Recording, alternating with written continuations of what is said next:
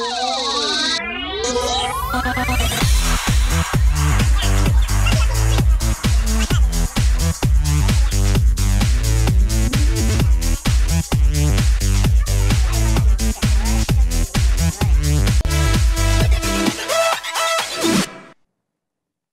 and welcome to another fantastic episode of We the Doctors. My name is Dr. OK. As usual on this show, nobody does it alone. So I have in studio with me Dr. Yvonne. Hi, you're welcome. And Dr. Valeria. Hello guys, you're welcome. And today's topic, we're discussing something that actually affects the entire family. Yes. It has to do with men. But, you know, when men use it, they don't use it for themselves. They use it for the entire family. It's for men. It's for men. And men alone. When you talked about the entire family, I thought you were talking about maybe feeding problems or something. Let me tell you what we're talking about. Maybe it's not food. Okay. No, it's not food. We're talking about male genital dysfunction. Yeah, so did I go wrong? No. It's for men It's alone. for men, but Yes. let me... Okay, do men use it for themselves? Continue. Men use it for the women to have the children. Yes. So that's the entire family being involved. Okay. Now, when we talk about male genital dysfunction, we're referring to the same thing that was before known as erectile dysfunction. So we use the words interchangeably for communication reasons to make sure you understand. Male genital dysfunction, or erectile dysfunction as some people still call it, is inability to achieve erection. Yes. Or when you've achieved erection, to maintain the erection. So it has to do definitely just about erection. Yes. If you can't achieve or sustain an erection, then the definition comes out at itself, it throws itself at you. Then you have male genital dysfunction. Statistics, it will be difficult to give you statistics in Nigeria because men are shy of these things. Even when they come to hospitals to talk to us about it, they are not willing. They prefer to talk to the doctor outside the hospital. Even sometimes that's the main reason they come to the hospital. Yes, but they don't say it's a woman that go around. And then it depends on the doctor, you even find. If you find a male doctor, sometimes you might feel comfortable to discuss exactly. it. If it's a female doctor, it's hell no. Even the way the person will even say itself, you'll be like, you're the one that will bring out the words for you say, okay, yes, that's it. You're not asking, okay, the thing know they work. That's how we usually say it. Yeah, but then, you know, because of this guys, sometimes you go on the street to find all these malams, all these people who sell these different herbs and they give to men to mix and all of that, basically. So because of that, they feel comfortable discussing with those people that they do not know. You understand, as a one-off thing to get it. Or maybe when guys are with their friends, sometimes they just put it up and they say, this thing, you know, they work, something happened. You know, and then I want to tell them, do this one, do that kind of thing and all of that. So it's until when it becomes an issue that they tend to come to the hospital. It's because we have sexualized healthcare. True. Sorry, we've sexualized the society. But I feel healthcare is not as sexualized. So if you have any of these challenges now, before we go into discussion, if you have difficulty achieving erection or have difficulty sustaining an erection, it's time to go to the hospital and discuss with the doctor. It's common for men between age of 40 and 70, even though you have people who start complaining about it ab initio, from the first day of attempt to achieve erection. No, but then again, sometimes there are some issues that may be related to those ones. So but before we get to the issues, let's talk about the problems it can cause. Okay. I'll start with family, how will I put it, family problem, family stress. Okay. It's not just stress for the man, it's actually stress for the woman also. True. Dr. Valeria says true, but I know Dr. Yvonne understands what I mean. Now, let me explain what I mean. No, understanding meaning because we are married. And I'm married. Dr. Valeria, shift to you. It's okay, it's all right. It's all right. So, but really, imagine a family where it's difficult to have sexual enjoyment simply because the man cannot achieve erection. It's a problem. Or because he achieves erection, but before the act starts, he has lost the erection. That's about the same thing. This is not premature ejaculation. This is different, inability, aka impotence, as we used to call it. That's the word that is used when they say it's impotent in the movies. All right. Other issues that it may cause for the men is that the man can start to have loss of confidence and he may have low self-esteem because that man start to feel like as if he's not a man really. Especially we know some women have bad mouths. Exactly. If you have a wife who will just call you and be telling you, I beg you, this 1 minute noodles. Man, that you don't know, you understand, and then some women don't even encourage, you understand, their men in that ways and all of that. They don't want to seek help together and all that kind of thing. I say, look, I beg, let me hear what. Sometimes the man, like that, basically. The man has already lost. And then before you know it, the man feels less of himself and stuff like that. Those are issues that may arise from it. Like you said, family problems, relationship problems, the rest of them. So it can actually cause that. Because when you say family problems, it looks like it's just family. Relationship problems. Relationship problems. Yeah, for those that have not the family system. Well, I'm not encouraging for them to do that. That's why I'm putting in the family. The point is, I think they're even better off not realizing it before, you know. So better, I don't understand what both of you understand your terms. All right, that takes us to the risk factors. So there are things that may predispose you as a man to have this particular issue. One of the things is the big fact that, you know, lately a lot of people are very stressed. You understand, most of the time because of your work stress and all of that, the last thing that it comes to your head, when a man is even looking for money, trying to pay school fees, do this one, do that one, the last thing is to think about is achieving an erection. You understand, at that point in time. So sometimes it may cause it. Now, depression also for some men also has to do with this. If you are going through life challenges and issues and all of that, the fact that the man is depressed at that point in time, the last thing on his mind is to think about satisfying one sexual urge. You understand what I'm saying? At that point in time, he's thinking about how to deal with it and come out of it. And then anxiety, which is one of the major things you find, especially in younger men. If it's the first time, for example, a man is meeting a woman for the first time and all of that, and you made mouth and you are really scared, you really want to impress, as it were, you understand, at that point in time, you may realize that sometimes you may not be able to even do as you have proposed or intended to because of anxiety on your part. I'm trying to express it. I'm reaching out to my guys. Anyway, let me add now. Risk factors will also include tobacco smoking. True. It looks like every time I'm the one opposing tobacco smoking, but you have to understand it clearly. Tobacco cigarettes are directly harmful to the blood vessels. True. Yes. And everything about erection is about blood vessels. True. It is blood that dilates, sends in blood there, holds it in there. So if your blood vessels are damaged, the things that will initiate it for you won't be there, they are lost. True. So tobacco smoking is a terrible risk factor. True. It can make you lose your erection. Being overweight is a risk factor. It can make you, not only that it hides the thing, it makes you lose the erection. Okay, let me take off from where you're talking about being this overweight. There are other medical conditions tied to this too, because many people come complaining about things like diabetes, hyperlipidemia, hypertension. The whole play about this whole erectile dysfunction of a thing is the fact that it is blood vessel related as much as the other things involved, the hormones and the rest of them. So anything that will lead to the damage of these blood vessels, there's going to be a problem. And then talking about the medical conditions, also leads us to medications. Let's take a quick break now. Okay. When we come back, Dr. Yvonne will continue the explanation of methods in which one can lose an erection. Don't go anywhere. We, the doctors, will be right back.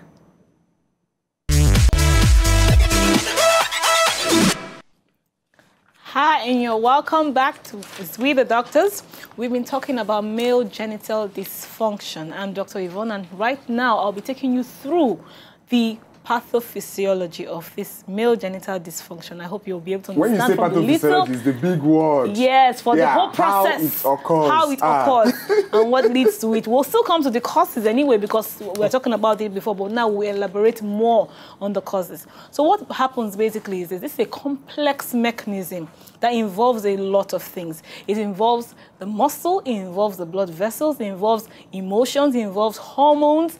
There are so many things that come into play here. So basically, there's muscle relaxation. When the muscle around that area relaxes, that's during the period of excitement, so to say, relaxes, the blood vessels around it dilate, open up to allow blood flow. It's interesting hearing this from a woman, you know, telling you... She's a doctor, let her do it. Of course, we're saying the same thing. She has patience to explain this to So blood flows into the blood vessels, and during this period, that's when the erection comes about. After the whole period of excitement is over, what happens is that the muscles now contract. In the process of contracting, they actually push out this blood present in the vessels through the veins out. So when the blood is no longer there, the erection can no longer occur. So that's how erection occurs. But there are, apart from this, as in, like I said, the psychological part has a role to play here, so as much as the physical aspect of it. True. And so that's what we'll be talking about now. You know, those days when we were in school, that's what I was just going to talk about, the Black's face, the diagram. Remember the diagram that explains this? Yeah. And even apart from that, you know, they used to say, they just want to, when they want to talk bad about a guy, they'll say he doesn't think with his brain, he thinks down there. And they don't realize that down there thinks with the brain. Yeah. Because if the brain has a problem, you lose the erection. So when a guy, in fact, thinks with that place, it means he's thinking with the brain. Now, just as an aside, let's look at what are the things essentially that can make erectile dysfunction common in people. I like to say people who have prostate disease.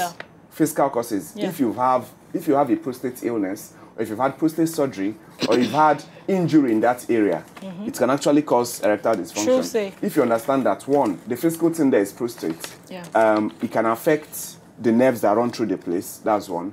Number two, if you've had an injury, they may have damaged the nerve, or even damaged the bone, or even the fact that you feel pain when the thought comes around, can actually kill the erection, because it sends back message to the brain saying, and that's why I say you think with your brain, the place thinks with the brain. It sends back a message to the brain saying, okay, now there's a problem, cut it off. And then the erection, you lose the erection. All right, that's also takes us to diabetes that Dr. Eva talked about earlier. Because one of the things you find with diabetes because it is the damage to the nerve at the point. And then because of that, you might not be able to achieve an erection or sustain an erection. It also takes us to medications, right? Some people that are on medication for some other reasons. Antidepressants, for example. Some antihypertensive. You realize that when you're a man, as a man, when you go to see your doctor, the doctors know some medications that may affect your sexual health and say, look, you can't take this particular medication. Because before you know it, you start to have a low libido. That means that you don't have the urge to want to meet a woman and all of that. So they have to take those medications for you. So you need to be careful when you're taking some drugs, right? You need to check the side effects. Let it not be that this drug is the one that is making me not able to perform my required task as a man. Then taking off from my Dr. Waller, I don't know why he's sounding like that. No, I'm trying to emphasize it. He thinks it's an essential duty of man. Absolutely. So I'll be talking about high cholesterol now, also the hypertension I was talking about before, including the BP and diabetes mellitus that Dr. Valeria talked about. Everything here has to do with the blood vessels, basically. The blood vessels itself releases nitric oxide. That is, he has the release from the blood vessel. That's what's responsible for the relaxation, contraction of the muscle that I was talking about before. So you can imagine anything that causes damage. Hypertension, if not well taken care of, can damage the blood vessels. The same thing diabetes can do too. The same thing high cholesterol in case of fat deposits, it can damage the vessels. So if the blood vessels are damaged, you can imagine what will happen. Dr. Yvonne, let me take a you know, over time, people will always say, hey, the man is impotent because of all the bad things he did in the past. And that was why we decided to go to the street and we asked them. And then find out what do you think is the cause of erectile dysfunction? Oh, interesting. Let's find out what people think about that. About impotence. That's the word we used for them. Also, watch and listen.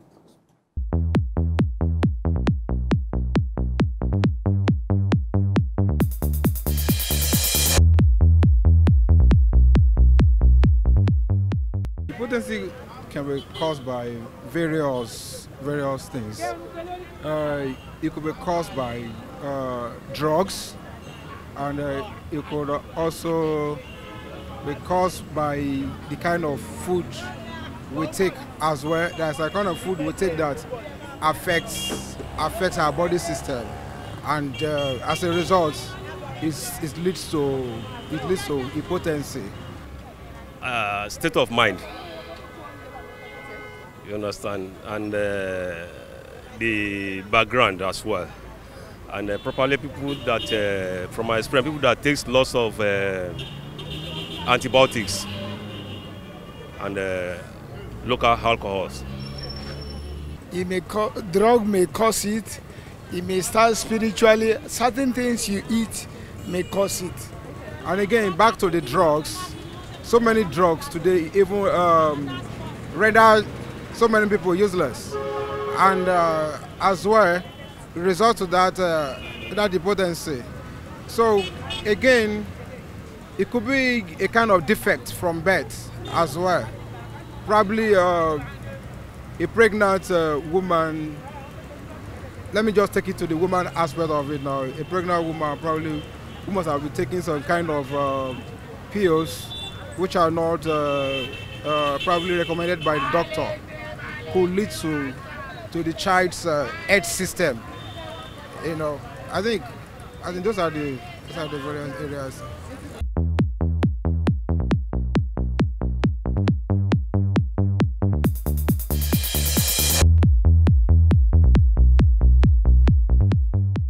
Hi, I'm Dr. Karen Boyle of Chesapeake Urology Associates, and I'd like to talk to you about sexual dysfunction in men.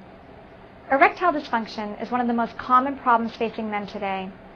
30 to 40% of men at some point in their lives have problems with sexual function, specifically the inability to achieve an erection suitable for pleasurable intercourse.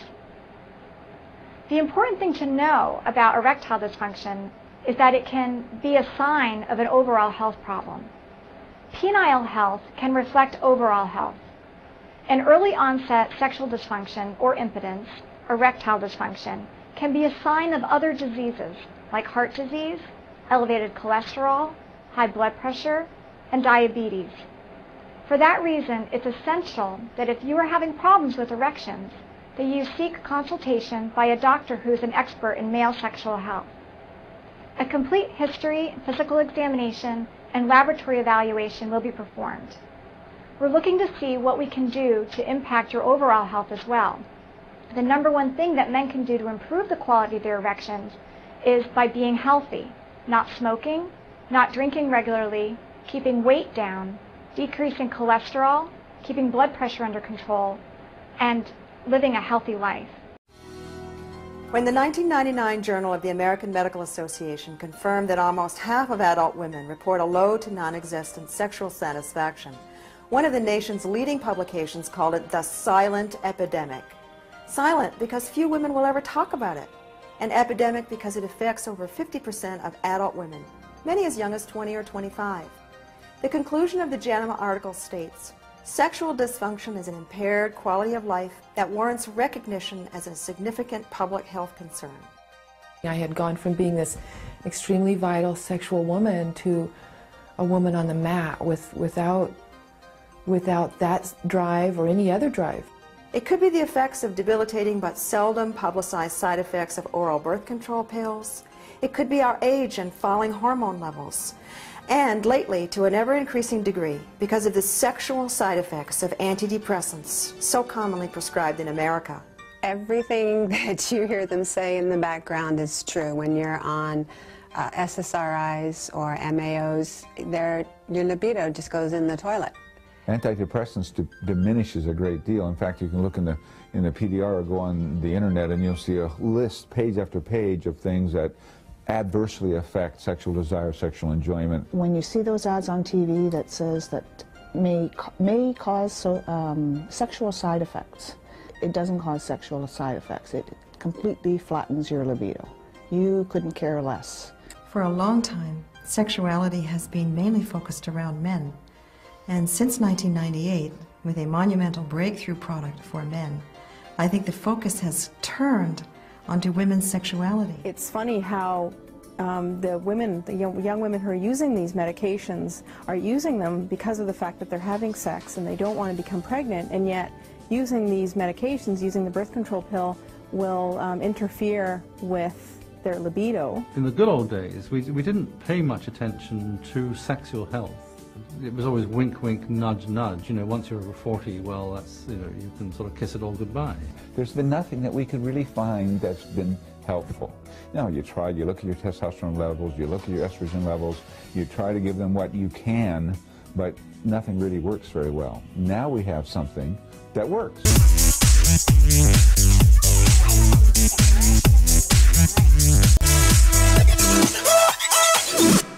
Hello guys, you're welcome back. If you're just joining us, this is We The Doctors. My name is Dr. Waleria.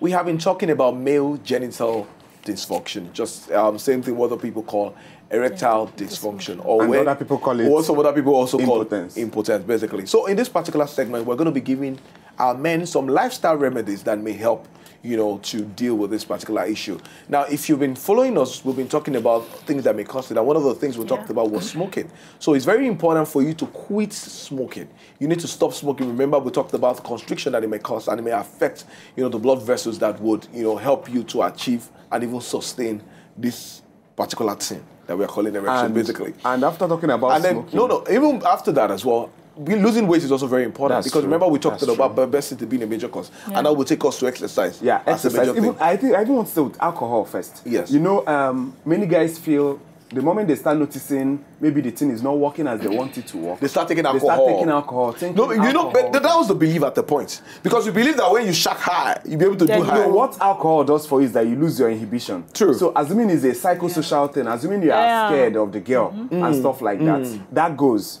So it seems that the impotence per se is corrected. But however, it worsens the problem eventually. After, well, exactly. Yeah, because alcohol is also directly toxic to the blood vessels. Exactly. You are cleaning the blood vessels whose job is to dilate and let blood come into the place. You are cleaning the blood vessels whose job is also to produce something that makes the place dilate. Absolutely. So you have to cut down on alcohol if you want to take care of yourself and not have male genital dysfunction. Again, exercise. You can never get it better than exercise. Yeah, exactly. It does a lot for you. It works on your blood vessels. It opens all those channels that I think are blocked. And I think you should give it a try today. Yes. If you have problems with male genital dysfunction, apart from seeing your doctor, start an exercise regimen. He'll guide you through it. And then you find out that you have a lot of improvement. Yeah, like you said, taking off from what you said, talking about the family level where it affects families. Once this begins to happen, then you should seek counseling, please. Marriage counseling is really very important because many homes actually, and I will not even lie about it, have actually been broken on top of this issue of male genital dysfunction. Yes, we don't want to start calling out names or however, but you don't want to, but we want to. No. My point is, it's going to affect the home. Yes. The fact that the man is unable to sustain. Yes. What happened to gadgets? Well, gadgets, as in all the time. So why are you living in the house with your husband? From a woman, let's just. All right, and then I think the final thing I want to encourage is this: if you realize that you're experiencing this issue, you may want to consult with a physician. It's very important. Don't be shy to talk to somebody about it. All right? You can, if for whatever reasons maybe you think that you know this person too well, you don't want him to know your issues. You might look for someone that you don't really know, you're not familiar with, but make sure that it's a qualified doctor that you can explain to, and then he will guide you and all of that. Now, Doctor, talking about consulting physician and being shy, we have a question, and the person doesn't want us to reveal his identity. And the person has also chosen to ask on TV this question. And he's asking, are there medications? Yeah, are there medications? Of course. For erectile dysfunction? Of course. There are. Yes. I'm not going to throw the medications to you because of the tendency for abuse in people who have actually tried them out and gotten good results with it. So what I will ask you to do, I almost called your name. So what I will ask, I shouldn't call your name. What I would ask you to do is actually to go to your primary care physician, sit down, discuss with him, and then if he finds a need, obviously I'm sure he will find a need to give you your prescriptions. You give you prescriptions which you walk into a pharmacy and then use the medications that he has given you. Understand that there are side effects to every medication. I was going to say that because some people go to the doctor and they expect the doctor to give you a drug. Yes. And the doctor is giving you a lifestyle remedy. And you feel like the doctor is not giving you what I want to hear. The street is giving you drug. The doctor is not giving you drug. But remember that if you go and take the drug that you are hearing from the streets, they have side effects. That's true. You understand? Most of the time, we don't want you to take the drug because of the side effects. The only time they prescribe the drug to you, we'll consider a lot of things. We'll consider the age. We'll consider other factors, other medical conditions. So many things. You understand? So don't go and hear from the streets. Hear from your doctor. And then when he gives it to you, please don't go back with a pack to the pharmacy saying, doctor gave me this last time. Can I get this thing again? That's what they do most times. That's what they do. You sound like you're standing from experience. No, but it's true. That's what they do. They ship the packs of all these drugs. And so they go and buy it themselves later. Don't abuse these medications. Don't forget, if you want to join this conversation, go right now to Twitter @WeTheDoctors. That's our handle. Like us, follow us, send in your questions, and we'll constantly answer them. You can go to Facebook, facebook.com/WeTheDoctors, and then send your questions. Follow us on Facebook, really. Send anything you want. If you want us to discuss your topic, you decide what we discuss on this show. Of course, you can also go to YouTube if you've missed any of our past episodes, or if you want to show people around this same episode, go to YouTube right now, type We The Doctors, and then you see hundreds of episodes to watch. And enjoy yourself learning about your health. All right, so that has been our show for today. We have been talking about male genital dysfunction, aka erectile dysfunction, aka impotence. So we are saying goodbye, guys, and please stay healthy. Bye.